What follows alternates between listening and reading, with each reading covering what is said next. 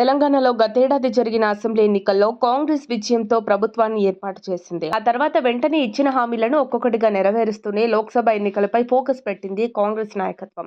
అయితే ఇదే క్రమంలో గతంలో రేవంత్ రెడ్డి వీరాభిమాని అయిన టాలీవుడ్ నిర్మాత బండ్ల గణేష్ రేవంత్ రెడ్డి ప్రమాణ స్వీకారం చేసే వరకు ఎల్బీ స్టేడియంలోనే పడుకుంటాను అని సంచలన వ్యాఖ్యలు చేసి అక్కడే ఉన్న విషయం తెలిసిందే.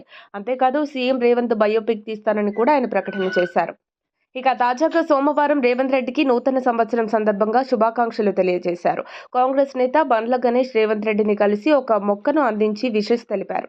తెలంగాణ సీఎంను కలవడం చాలా సంతోషంగా ఉందన్నారు.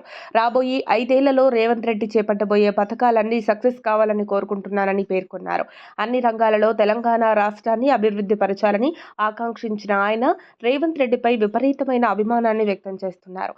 అయితే ఈ క్రమంలో తాజాగా సినీ నిర్మాత బండ్ల గణేష్ రాజకీయాలలో యాక్టివ్ అవుతారనే ఆసక్తికర చర్చ జరుగుతోంది. బండ్ల గణేష్ ఎమ్మెల్సీ రేసులో ఉన్నట్లుగా వార్తలు వినిపిస్తున్నాయి. గత కొంతకాలంగా కాంగ్రెస్ కు సపోర్ట్ గా నిలుస్తున్న బండ్ల గణేష్ ప్రస్తుతం గవర్నర్ కోట ఎమ్మెల్సీ స్థానాన్ని ఆశిస్తున్నట్లుగా ప్రచారం జరుగుతోంది. ఇక బండ్ల గణేష్ విషయంలో రేవంత్ రెడ్డి కూడా సానుకూలంగా ఉన్నట్టుగా ప్రచారం జరుగుతోంది. తెలంగాణ రాష్ట్రంలో గవర్నర్ కోటాలో 2 ఎమ్మెల్సీలు చాలా రోజులుగా ఖాళీగా ఉండగా ఈ సీటులో బండ్ల గణేష్ కు అవకాశం ఇస్తారని చర్చ జరుగుతోంది. అయితే మరికొందరు ఇదంతా ఫేక్ ప్రచారమే అని కొట్టిపారేస్తున్నారు. మరి ఈ వార్తలో వాస్తవం ఎంత అనేది కాంగ్రెస్ పార్టీ కీలక నాయకులే చెప్పాలి. మరిన్ని అప్డేట్స్ కోసం మా కాయ్ టీవీని సబ్స్క్రైబ్ చేసుకోండి.